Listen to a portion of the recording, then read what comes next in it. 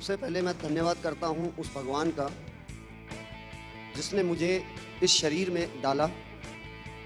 उसके बाद धन्यवाद करता हूँ उस माँ बाप का जिसने मुझे इस दुनिया को देखने का मौका दिया। उसके बाद धन्यवाद करता हूँ उस इंसान का जिसकी लिस्ट में मेरा नाम था, प्रदीप उपाध्याय जी का।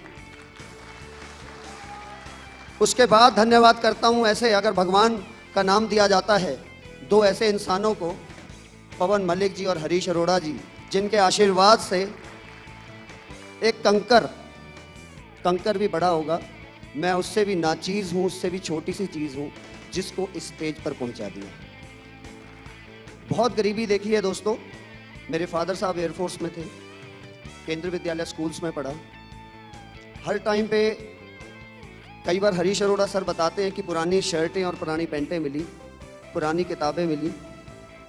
ये पुरानी के नाम से इतनी टेंशन हो गई थी कि एक टाइम था कि फिश कवर बैट चाहिए था, क्योंकि मैं अच्छा बॉलर और बैट्समैन था। मैंने पिताजी से इतनी डिमांड की कि मुझे वो फिश कवर बैट नहीं मिला।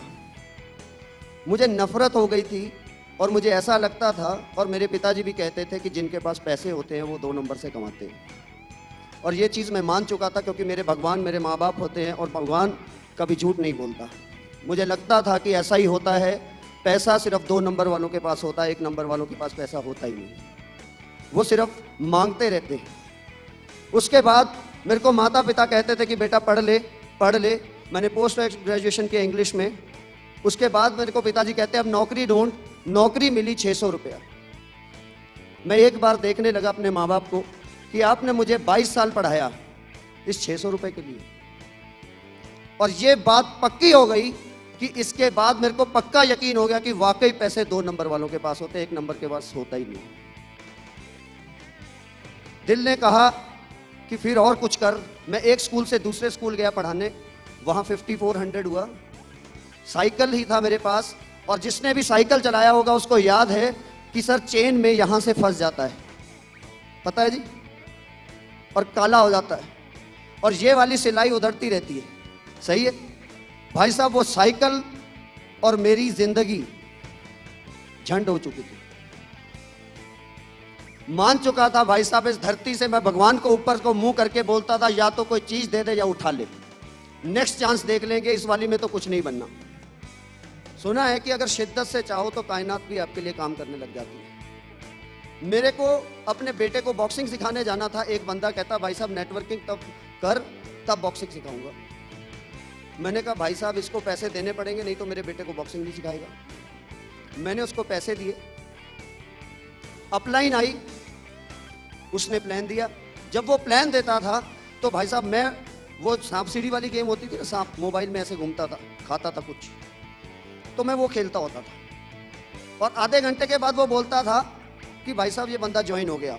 मैं भी कहता था यार ये काम बढ़िया है। और उसके बाद में ऐसा सिलसिला चलता रहा, और सिलसिला चलता चलता क्या हुआ कि मैं होता हूँ, अपना काम चल रहा है, कुछ लोग ज्वाइन हो गए, और एक दिन एक बंदा आ गया और मैंने कहा अपलाइन आ जाओ। बंदा बहुत मस्त आ गया, ये लग गया तो लाइन लगा देगा। वो कहता भाई साहब मैं दिल्ली हूं। अबे यार जिस दिन बंदा आता है उस दिन तुम नहीं आते, तुझे आना चाहिए, तू अपलाइन है। वो कहता भाई साहब अब गुलेल में बैठ के थोड़ी आ जाऊं, तू लुधियाना में है।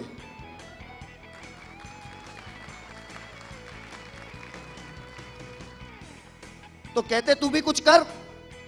मुझे उस दिन एक बात याद आई। एक पहाड़ी पे एक लाइन लगी हुई, कुछ लोग ऐसे देख रहे हैं।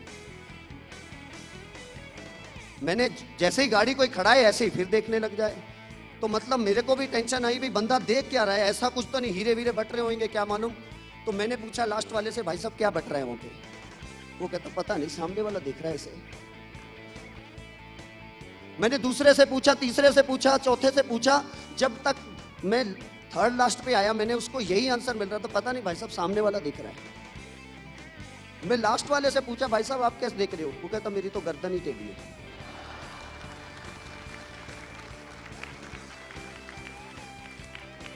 अब वो बंदा मेरे सामने बैठा है, प्लान मुझे बताना है, क्योंकि मैं करता ही नहीं था तो मुझे पता ही कुछ नहीं था।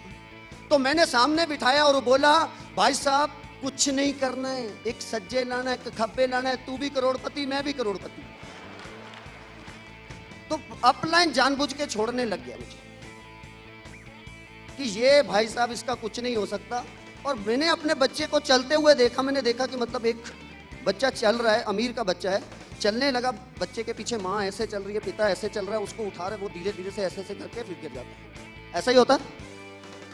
तो मैंने एकदम से गाड़ी खड़ी करी, सड़क बन रही थी, वहां पे एक 1.5 साल की बच्ची सड़क के बीच में खेल रही थी। और मैंने उस दिन एक चीज सोची, क्योंकि कुछ देखने से भगवान भी बताता है कुछ। वो कहता है बेटा अगर तू ना अपने से नहीं चलेगा तो तुझे कभी चल नहीं पाएगा एक अमीर के बच्चे के जैसा। अगर तुझे चलना है तो साले को छोड़ धरती पे।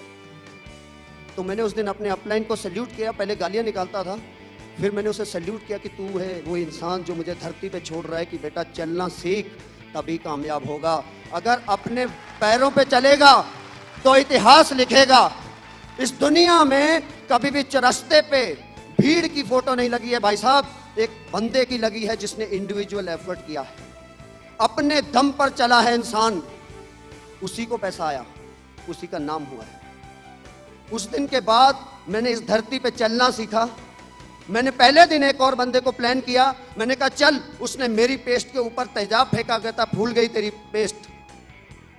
मैंने उठ के उसके हाथ पे फेंक दिया वही तेजाब। मैंने भाई तेरा हाथ भी भूल गया, अगर ये गंदी है तो तेरा हाथ भी गंदा है, काट के फेंक।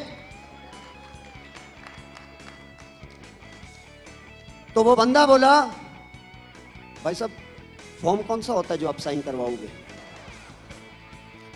उसके बाद समझ आया भाई साहब अगर सीखना है तो आपको कोई नहीं सिखाएगा, ये दुनिया सिखाएगी आपको।